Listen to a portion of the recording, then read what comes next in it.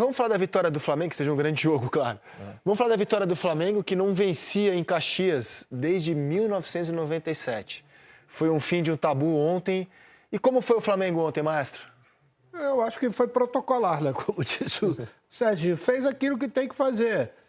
Ontem, individualmente, por exemplo, o trio de ataque, né?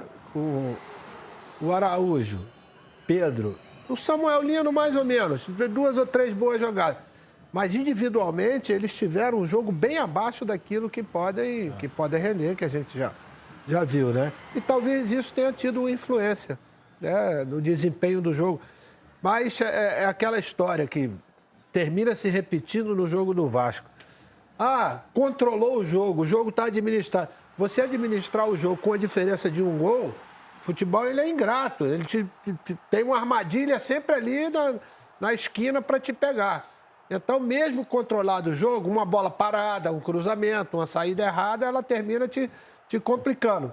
Mas fez aquilo que fez. E a gente está vendo aí o Arrascaeta, que até gol de cabeça ele está fazendo esse ano. E isso deve-se, eu acho que a boa preparação que foi feita no início do ano, na pré-temporada. E ele, quando fisicamente ele está bem, até os 40 minutos ele estava dando piques, coisa que a gente nos últimos anos não tinha visto. Longe dessas contusões, realmente ele consegue fazer a diferença pela sua qualidade técnica. 13 gols. O Arrasca, ontem foi um debate no fechamento, a posição dele. O fechamento decidiu que ele não é mais meia, ele virou atacante. E aqui no Seleção? Não, ele é aquele cara, ele é o homem que você tem que deixar livre para ele encontrar as costas do meio-campo adversário. E o Felipe colocou ele um pouco mais perto da área, o que deu para ele a possibilidade, pela qualidade dele, em certas jogadas, ele definir de um drible, um biquinho, como foi, eu acho, contra o Vitória. Foi. Né? E são essas jogadas que ele... O Arrascaeta tem uma qualidade que ele é incrível, né? Que é a precisão. Ele não precisa de dar um chutaço para fazer um gol. Ele basta aquele toque de classe, de categoria que ele tem. Né? Parece que dava pro Volpi chegar. Não dá. Mas não dá. Mas não dá pela essa qualidade que ele... A gente tá rodando os 13 gols do Arrasca, ó. Esse daí, olha o biquinho que ele dá. Esse é o gol Romário, aquele, né? Contra a Suécia. Então, Rizek, se a gente for falar da função que ele faz no campo hoje, Flamengo atacando, né? Ele vai trabalhar muito ali perto do ponto, entre o ponto esquerdo e o centroavante, né? O Flamengo, quando ataca, prende o ponta esquerda, o ponta direita tem liberdade para vir para dentro e abrir o corredor para o lateral direito. Então, olhando o Flamengo atacando, a gente vai ver sempre uma primeira linha com 3, o lateral e os 2 zagueiros, os 2 volantes e uma linha com 5 na frente. O lateral direito, o ponta esquerda, o Arrascaeta um pouquinho mais por dentro pela meia esquerda, o Pedro centralizado e o ponta direita um pouquinho mais próximo do Pedro. Até agora todos os gols na parte central do campo. Né? A gente está vendo todos os gols na parte central do campo. E muitas vezes atacando esse espaço que a gente vai ver aí, ó, entre zagueiro e lateral. Esse gol é praticamente igual ao que ele fez ontem. Exatamente. Então, assim, para mim, o que mudou? Como o Flamengo é um time que fica mais tempo com a bola dentro do campo adversário, ele tem menos campo para trás para correr, pegar na bola e ter que carimbar toda hora ali. É um time que faz a bola chegar até ele, não que ele venha até a bola para poder construir. E é claro, né, um jogador que, se a gente comparar pelo menos com o início dele no Flamengo, são 6 anos de diferença. Né? E, obviamente que a mobilidade não vai ser a mesma, né? A capacidade física de cumprir espaços muito grandes dentro do... Ele era o meia esquerda. Ele voltava marcando o lateral para o Bruno Henrique sobrar com o Gabigol na frente muitas vezes. Então ele circulava num setor muito maior de campo. Agora é um setor mais restrito, mas como o Maestro muito bem definiu, onde ele é letal. Pega a bola ali, ele precisa de um toque muitas vezes. Às vezes nem um toque. Às vezes nem um toque. Às vezes ele precisa de um jogo de corpo para a bola passar por ele e chegar no Samuel Lino ou então no Pedro. Aí, gente, e rodando esses gols, é um resumo de como é bonito ver o Flamengo jogar. Pô, é pé em pé, entendeu? É muito bonito. É bonito ver o Flamengo jogar. Ontem o jogo jogar, teve cara. esse... Eu tava vendo o jogo ontem e eu falei, cara, assim, é difícil você pegar um defeito do time, assim. Um grande defeito. Óbvio, em algum jogo ou outro vai falhar em alguma coisa, mas você tá olhando, cara, o time Perdeu a bola, rapidamente pressiona e rouba. Aí você tem organização na saída de bola, organização na faixa central, organização no ataque, os movimentos dos jogadores são bem coordenados, tem capacidade técnica, marca no campo de ataque. Assim, é um negócio... É muito bonito de ver jogar realmente. Você sabe que, às vezes, vendo certos movimentos do Arrascaeta, lembra muito o Zico. Sabia? Que é essa capacidade... O jeito de entender o jogo, né? É exatamente isso. Que é a capacidade do cara ler o que vai acontecer. E não precisa de... com essa frase, viu? Não, cuidado, isso é só... Você pode se Não, peraí, se alguém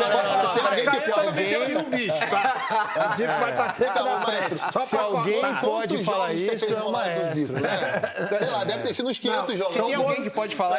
São movimentos que o Arrascaeta faz, que o Zico fazia com a mesma naturalidade. Não precisa de força. É só a percepção da jogada, de a coisa, como vai acontecer. Aí ele vai lá na simplicidade. Maestro, o que você falou no início ali, nos gols, se eu não me perdi na conta, só tem um gol de pancada, que é o gol contra o Vitória. É uma pancada. Qual, de canhota? De canhota. Aquilo é uma pancada. Mas... O resto é tudo no jeito. Ou de cabeça... A roda de novo, é tão bonito isso aí, cara. É tão legal. Eu acho que só o único gol de pancada, de chute... E só um de pênalti. De fazer alguma força é aquele lá, né? Contei 2 de cabeça, 1 de pênalti. Ó. Esse é o do Vitória. Esse é o de biquinho, que ele vai fazer. Rouba a bola ainda. A bola que ele tinha perdido, retomou e fez o gol na jogada individual. Perna direita. Ó, jeitinho também. Driblando o goleiro. Perna esquerda. Jeitinho também. Nenhuma força, né? Por baixo das pernas ali. Parece que não vai entrar, né? Não, ele tem essa capacidade de chutar embaixo da perna dos zagueiros que... Perna direita. Aí é por rapidez de raciocínio, né? Ele chuta antes que o goleiro possa armar. De novo. Muito rápido também de raciocínio. Aí já olha e perna. chuta. E uma região quase sempre muito congestionada, né? Tem que ter muita qualidade para você tomar essa decisão rápida aí. Esse foi um golaço também. Pediu e chutou. Golaço. Que golaço. De chapa, né? Não é nem... Isso. Que golaço. Ah, o gol parecido Cabeça. com o Johnny. É basicamente a mesma coisa. É. O único de pênalti, que é contra o Palmeiras. Hoje quem bate o pênalti no Flamengo é o Jorginho, né? Que é um dos melhores batedores do mundo. Isso aí. Esse passe do Ortiz é brincadeira. Foram todos com a perna direita, só um. Com a esquerda, que foi contra o Grêmio. Ele fica nervoso na frente do goleiro, né? Pra fazer o gol. Olha lá, Não, infiltração de esse novo. também. 2 com a esquerda, até aqui. Entre zagueiro e lateral de novo. 2 com a esquerda, 2 de cabeça. Aí sim a pancada, né? E uma jogada linda, né? Essa jogada desde o início é uma jogada... E ele foge da marcação. Foi com a esquerda também. Então, 3 com a esquerda. Foi com a esquerda, a pancada foi com a esquerda. Esse é demais. Então foram 3 com a perna esquerda. E agora de cabeça. E a... Saúl foi fundamental nesse gol também. 3 com a perna esquerda, um deles a pancada. É o centroavante do Flamengo. Ele chegou a 18 gols na temporada, né? O artilheiro da temporada tem 24, que é o Verratti, que teve uma queda recente na média de gols.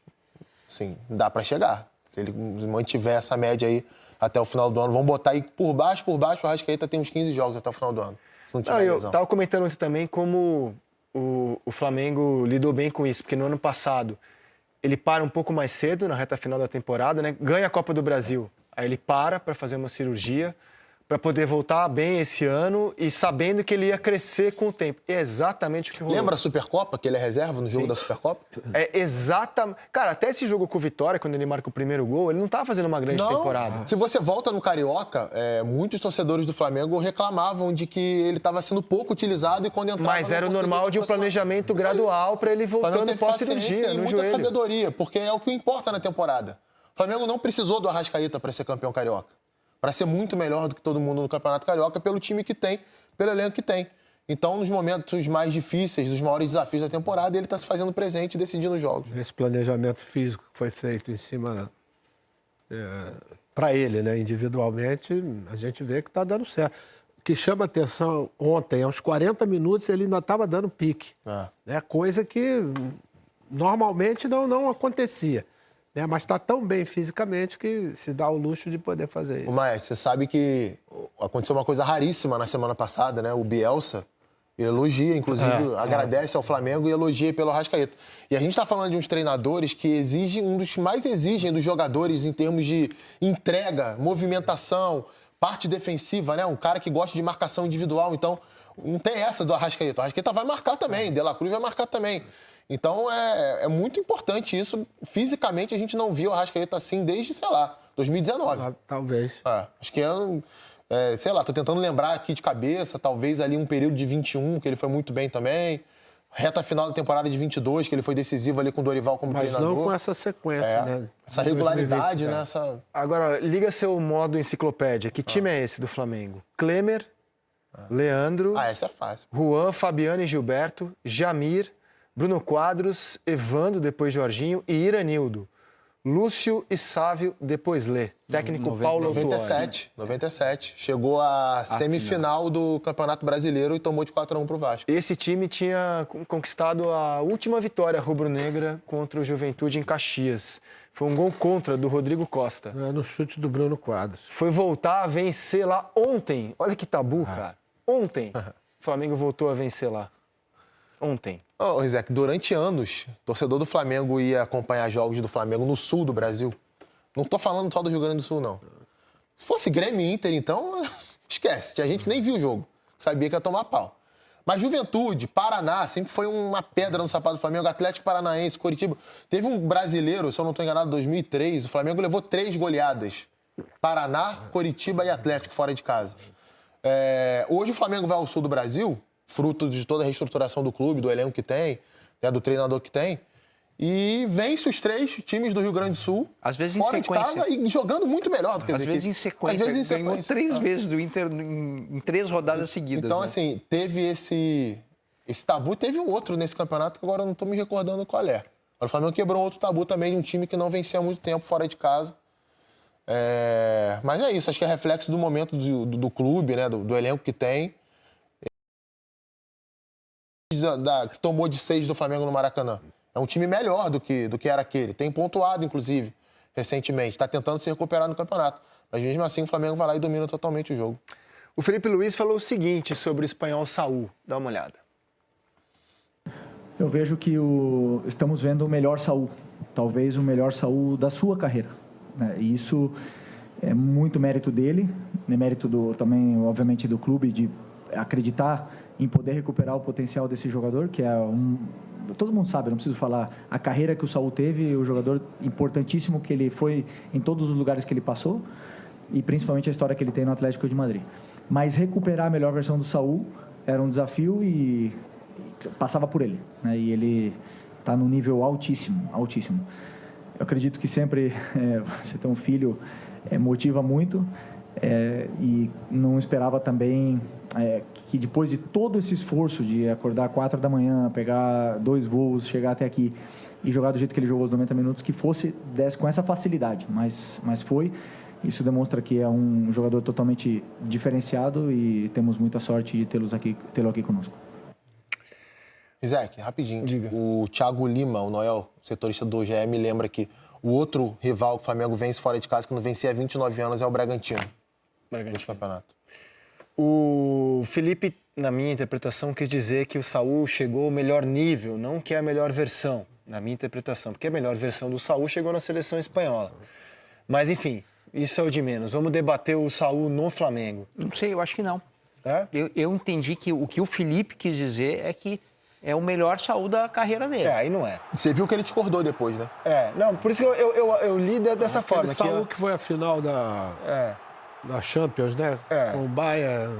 Não, eu sei, mas eu acho que é o Felipe talvez querendo dar aquela infladinha no próprio jogador. Pode ser a opinião O dele fato é mesmo, que né? o Saúl tá jogando muito bem, né, nessa posição. Chegou para jogar mais para frente, por necessidade foi jogar ali ao lado do Jorginho e eu acho que se estabeleceu ali. Assim, eu sei que o Felipe adora o Pulgar, um jogador importantíssimo o Pulgar. Mas nesse momento, como é que você vai mexer nessa dupla aí? Eu acho que mesmo o Pulgar estando na melhor forma física dele, pelo estilo, pela mentalidade do Felipe, porque o Saúl ele não faz isso, por exemplo, a característica do Saúl, ele é um grande marcador? Não é um grande marcador. Ele é um cara que consegue se posicionar bem, de dar os botes bem, que quando está apertado com a sua qualidade técnica, ele consegue fugir dessas situações, coisa que, naturalmente, o Pulgar, em termos de marcação, tem um potencial muito maior. Mas, o estilo de jogo que ele está querendo implementar e que já implementou, eu acho difícil que o Pulgar... Não é só para o Pulgar, não. Fica ruim para o De La Cruz, fica ruim para o Alain, para quem tiver na reserva, quem estiver brigando por... O De La Cruz talvez seja aquele que... Por quê? Pelo dinamismo do De La Cruz. De La Cruz em forma, ele é danado. Né? Sim. Porque a gente viu ele jogar no Brasil e Uruguai do ano passado, eu acho, na eliminatória. Lá em Montevidéu. Caramba, que é aquilo. Ele acabou com o jogo. Ele e o... Valverde. Acabaram com o jogo. Recuperando fisicamente, aí é que você vai ter realmente uma dor de cabeça pro Tem dos 4 saudáveis. Jorginho, Saúl, Tava com medo dessa pergunta. Pulgar, De La Cruz. Eu tenho a resposta. Vocês da imprensa estão criando um problema que não existe. Não se escala mais 11. Hoje, Não é problema, você tem os 4 saudáveis. Hoje o time tem... Final da mas só jogam Libertadores 11. amanhã. Não, Os jogam 4 estão 15. 100%. Tá bom, aí. 15, mas quem começa jogando? 11 começam jogando. Então, você faz um planejamento pro primeiro tempo... Pra você. Né? Assim, o Jorginho é um cara que, por dar o ritmo, esse, se puder, não sai. Tá? Eu acho que é o jogador fundamental. E o outro você troca. Eu começo talvez com o Pulgar, depois entra o Saúl, ou vice-versa, tanto faz. Eu já começo com também. com o Saúl, faço um pouco, Isso. se conseguir fazer Beleza, a vantagem, pode ser, aí tá volta... ótimo, tá ótimo. Mas eu acho que o Jorginho esse tem que começar. E tem alguns exemplos, né, de jogador que é mais ofensivo e quando você recua para uma posição de segundo homem, ele brilha, ou até primeiro homem, né? Tem alguns exemplos disso na história do futebol. É que depende muito do resto do time. Perfeito. Se o resto do time tiver pegando, o primeiro volante não precisa ser Por exemplo, tão eu forte na opino que marcação o e Saúl, de meio ofensivo, seria mais comum assim no Brasil. Não faria tanta diferença. Mas nessa posição ele faz muita E diferença. outra, os Muita. zagueiros do Flamengo ajudam demais nisso, porque são os zagueiros que jogam lá na frente. O jogo que o Danilo fez ontem é um absurdo. Jogou muita bola, Léo Pereira também vem bem. Eu, assim, tô bem tranquilo porque eu sempre opinei aqui, podem pegar as fitas aí, que o Saúl tinha que jogar na primeira linha de meio campo, realmente, como segundo homem, porque recentemente no Sevilha ele tava jogando bem, assim. Ele jogava até como primeiro lá, não era nem o segundo. Iniciava mesmo as jogadas ali nos pés dos zagueiros. Eu acho que o ritmo dele hoje é um ritmo menos intenso do que já foi na carreira. Normal, natural. Se a gente lembra, por exemplo, o Saúl no Chelsea chegou a jogar de lateral esquerdo, chegou a jogar de ala esquerdo. Já chegou a jogar de falso ponta pela direita, no próprio Atlético de Madrid. Jogou nas 4 posições do meio campo, né, quando era uma linha de 4 ali do Atlético de Madrid. Mas é um cara que é muito inteligente. Me chama muita atenção a leitura que ele tem do movimento do adversário. Ontem teve uma jogada, o Juventude tentou adiantar a marcação ali no início do segundo tempo. Tem uma bola que, antes do Luiz Araújo receber de costas, ele já se solta de um jeito que o marcador não consegue entender o que ele vai fazer. E aí o Luiz Araújo só dá um tapinha, ele vai conduzindo a bola livre pelo campo do Juventude e depois acha um passe para o Samuel Lino pela esquerda. Essa percepção não é todo jogador que tem. O Maestro foi um jogador muito inteligente de lateral esquerdo, de meio campo, sabe bem essa percepção dentro de campo que faz com que você ganhe alguns metros à frente do adversário. Ele não é o cara mais forte, ele não é o cara mais rápido, ele não é o cara mais habilidoso. Mas ele vai conseguir, muitas vezes, através dessa inteligência de jogo dele, resolver a jogada. Por exemplo, o gol do Arrascaeta de cabeça, tá? A bola é aberta no Samuel Lino, ele já tem essa percepção que quem fazia esse movimento era o Arrascaeta, né? Que entrava entre o lateral e o back central. Quem faz esse movimento saindo de trás é ele. Né? Aí depois ele levanta a cabeça e dá um passe para o Arrascaeta, não é nem um cruzamento. Né? Quer dizer, esse tipo de situação ele tem uma... A questão técnica, ele tem uma jogada acho que é contra o Inter, no terceiro jogo lá, que ele tá com 3 caras em cima dele, os caras deram um bote em cima dele, ele dá um toquinho para cá e dá um toquinho para cá no meio dos caras. Quer dizer, parece como fácil, se fosse né? a coisa mais normal do mundo, ele não fez... Com risco. Falei, meu Deus do céu, né? Porque normalmente ali você fica meio... Porque é um bote com marcação tripla. Dá um toquinho para cá, um toquinho para cá e deu... Sabe, é um cara que já tem um nível e tecnicamente não precisa nem discutir, né? O Felipe comentou ontem a recusa de uma proposta do Fenerbahçe da Turquia. Você, treinador do Flamengo, no segundo ano, campeão da Copa do Brasil, brigando pelos títulos da Libertadores e do Brasileiro, você trocaria o Flamengo pelo Fenerbahçe? O Felipe não trocou e disse o seguinte. Presta atenção que ele fala no final. E disse o seguinte. Bom, primeiro, que quando ligam outros clubes interessados, isso me deixa... Vejo que existe um reconhecimento no nosso trabalho e no que está sendo feito no dia a dia, né? Mas não é o momento. Não era o momento. Eu sei o meu objetivo, tenho claríssimo, tenho traçado tudo o que eu quero para minha vida, para minha carreira, e não era o momento. E também, obviamente, que eu tenho um compromisso com esses jogadores, com o clube, e eu pretendo honrar. Já descarta completamente agora, né? Agora. É lógico que, sei lá, no ano que vem. É uma pena que a gente vai perder o Felipe Luiz. É um projeto familiar. Mais cedo ou bastante. Voltar para a Europa. Eu acho que é profissional e familiar. Sim, né? os dois. A esposa dele é espanhola. Sim. Né?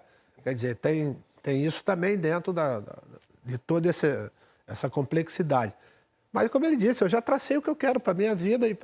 Eu acho, André, infelizmente, a gente vai perder um cara que, pela evolução que teve nesse 1 ano e pouco que ele está à frente disso aí, com direito a uma oportunidade na seleção brasileira. Perder ou ganhar um cara? Porque, assim, você ir para fora, algo que perder poucos... no sentido da gente não estar perto vendo a evolução desse cara que certamente vai ser um dos grandes... Agora, a gente reivindica tanto, que eu pelo menos, né? A gente não eu, que o treinador brasileiro precisa se internacionalizar, precisa buscar conhecimento lá fora, precisa se globalizar. Hoje é um treinador muito local, não tem treinador brasileiro hoje dirigindo seleção que nesse momento esteja na Copa do Mundo, não tem treinador brasileiro hoje dirigindo grandes clubes pelo mundo, não tem. E assim, eu acho que isso faz falta hoje na profissão, faz falta. Não é que eu quero tirá-lo do Flamengo, muito pelo contrário. Mas eu acho que essa figura, o treinador brasileiro, precisa dessas coisas. Mas ele é um treinador brasileiro diferente. Claro. Que fez uma grande carreira, que projetou exatamente, né, tudo aquilo para ser um treinador. Por isso que já começam a aparecer essas oportunidades para ele... O que eu sei, quando começa o ano, o contrato dele vai até o fim do ano, que foi assinado pela gestão anterior, era um projeto da família, quando acabasse o contrato, analisar a situação e analisar cenário de uma possível volta para a Europa.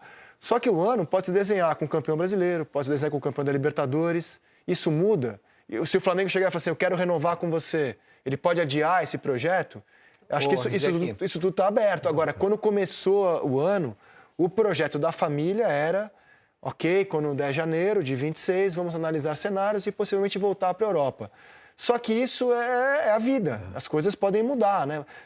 Termina o ano campeão da Libertadores, campeão brasileiro, o Flamengo bota uma proposta para renovar, a ver qual será o futuro do Flamengo. Já está na mesa. Está negociando a renovação já. Só que eu acho o seguinte, o Felipe não é daqueles que vai pegar um time no meio de uma temporada. Pela cabeça dele que a gente vê, ele vai pegar um time para dar fazer, vamos dizer, montar o elenco, pegar uma pré-temporada para depois ele seguir. Não vai ser aquele treinador que vai sair daqui para ir para lá só para tapar o buraco. O problema Acho muito difícil. O problema aí é quando vem uma proposta muito boa, sabe? Um trem passando, um trem grande, Serginho, sabe? eu vejo o Felipe... Eu também vejo, diferente, eu concordo, diferente a vida também dos treinadores normais, entendeu? Porque ele profissionalmente, como atleta, ele foi grande, muito grande, né? Quando ele veio para cá, ele veio com aquela história do sentimento, que eu sei o que é isso, porque eu também tomei alguma decisão na minha vida, graças a Deus, terminou sendo muito acertado. Mas existia um ceticismo, vai voltar, aquelas coisas que normalmente acontecem. E ele conseguiu tudo isso. Quando ele vai dirigir o Sub-17, eu acho, ele está começando e projetando já uma coisa. É 17, é 20, até aparecer em um ano esse cara uma carreira já como treinador, entendeu? Porque eu vejo nas declarações, né, tudo aquilo que ele pensa sobre futebol, de uma coisa muito à frente de treinadores que já estão há bastante tempo aí nessa vida e não tem essa percepção que ele tem. Eu acho que ele não vai ser aquele cara que apareceu a oportunidade, não. Eu acho que ele vai fazer a coisa meio metódica, entendeu? Como aconteceu. Tem uma dica, se você, rubro-negro, quer ver o Felipe por mais tempo no Flamengo, e eu acho que você tem todas as razões do mundo por isso, torça para o sucesso do Simeone. Não, Torça para que o Simeone continue mexendo com os corações do Atlético de Madrid positivamente. Enquanto isso acontecer, aumenta a chance do Felipe, que é um natural substituto do Simeone no clube madrilenho. Pode tentar também dar uma olhada em como é que está a janela de contratações de sogras, sogros. Né? Traz a família da mulher dele para cá, contrata, mas eu acho que não é nem isso. e tal, sei lá, né? Pô, já tá aqui, ele chegou em 2019, né? 2019. 19, já tem, já... 6 anos já de volta Já ao cariocou Brasil. já há muito tempo. Bom, Então tá aí, meus amigos, o Mengão que simplesmente quebrou um tabu histórico. É, parceiro, quase 3 décadas para vencer o Juventude jogando lá naquele terreno de Caxias do Sul. Porém, o tabu foi quebrado. O Flamengo venceu o jogo por 2-0. É, 2-0. Arrascaeta na sua melhor fase artilheira e o Emerson Royal. É, o Emerson Royal que substituiu o Varela e conseguiu ali fechar o caixão do Juventude. Flamengo 2, Juventude 0. E o Flamengo chegou à marca dos 50 pontos no Campeonato Brasileiro e agora é mais líder do que nunca. É, o Flamengo segue aí na liderança do Campeonato Brasileiro. E, logicamente, né, o Felipe Luiz agora vai poder trabalhar com calma para o jogo contra o Estudiantes na próxima quinta-feira no Maracanã, pela Libertadores da América. Vou deixar aqui os créditos para o canal do Sport TV. O link dele se encontra na descrição do vídeo como forma de créditos. Vou pedir a você que não é inscrito para se inscrever no canal, ativar o sino e deixar o like. Daqui a pouco eu volto e trago mais novidades para vocês. Afinal de contas, isso aqui é a nossa paixão, isso aqui é o nosso amor. Fui, nação!